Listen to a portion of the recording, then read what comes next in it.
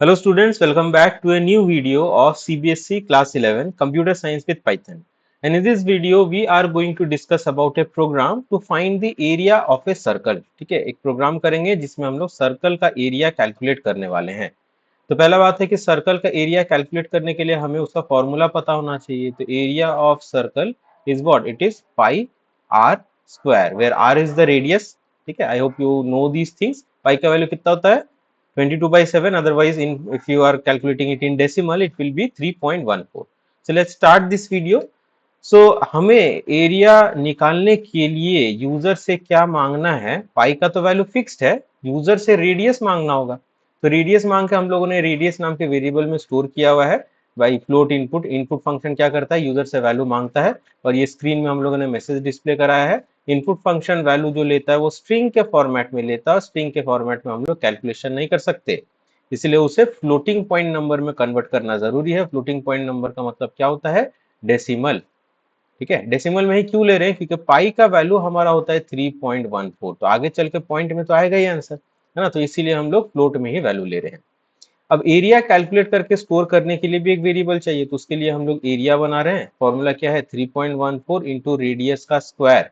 और स्क्वायर करने के लिए हमारे पास एक ऑपरेटर होता है जिसको एक्सपोनेंशिएशन ऑपरेटर बोलते हैं, या फिर एक्सपोनेंट हम लोग इसको कहते हैं। तो इसका मतलब क्या है कि रेडियस का स्क्वायर ये हमारा हो जाएगा। अगर आपको ये नहीं करना तो आप इस लाइन के जगह पे ये भी लिख सकते थे, 3.14 into radius into radius.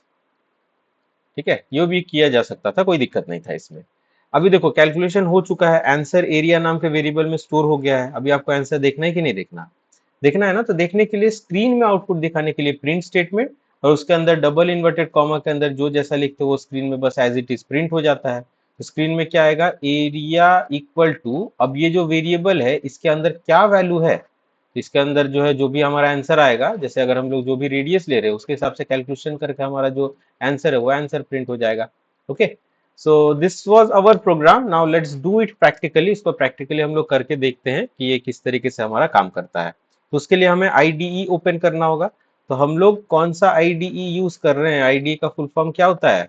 Integrated development environment, है ना। हम लोग कौन सा यूज कर रहे हैं? वीएस कोड यूज कर रहे हैं। इसके अलावा मार्केट में बहुत सारे अवेलेबल है, आपको जो ठीक लगता है आप यूज कर सकते हो। हम लोग वीएस कोड यूज कर रहे हैं इसमें। Okay, so now let's open VS code. So this is my VS Code. Let's open that.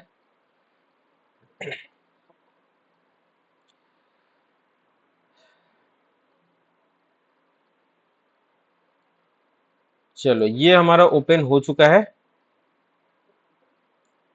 इसमें कुछ रिलीज नोट, इसको कट कर देते हैं। ठीक है, ये हमारा पिछला प्रोग्राम है। पिछला प्रोग्राम को हम लोग कमेंट कर देते हैं। कमेंट कैसे करेंगे? डबल इन्वर्टेड कॉमा 3 बार ओपन, और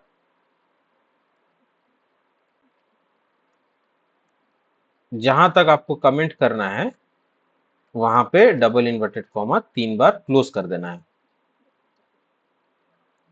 ठीक है, चलो, तो ये चीज हो गया हमारा comment.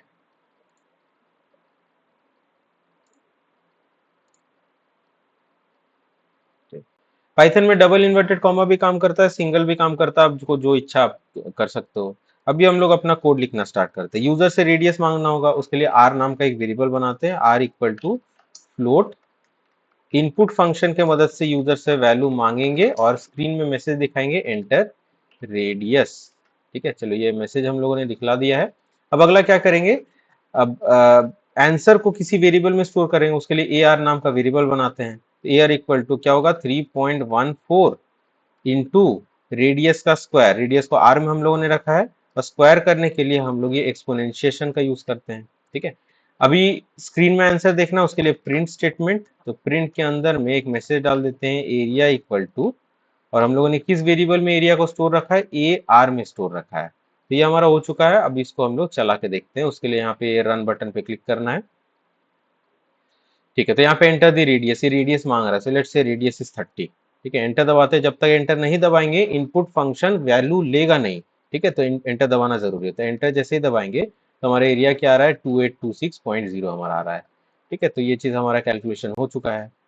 So I hope this video is clear to you. अगर कुछ भी आपको डाउट्स वगैरह रहता है, you are free to just write it down in the comment box. ठीक है, कुछ भी प्रॉब्लम है आप कमेंट करो। If you like this video, give a like and share it with whoever is in need of these kinds of videos, and don't forget to subscribe. Okay, so let's stop this video here only, and in the next video we'll be discussing about some other codes of Python.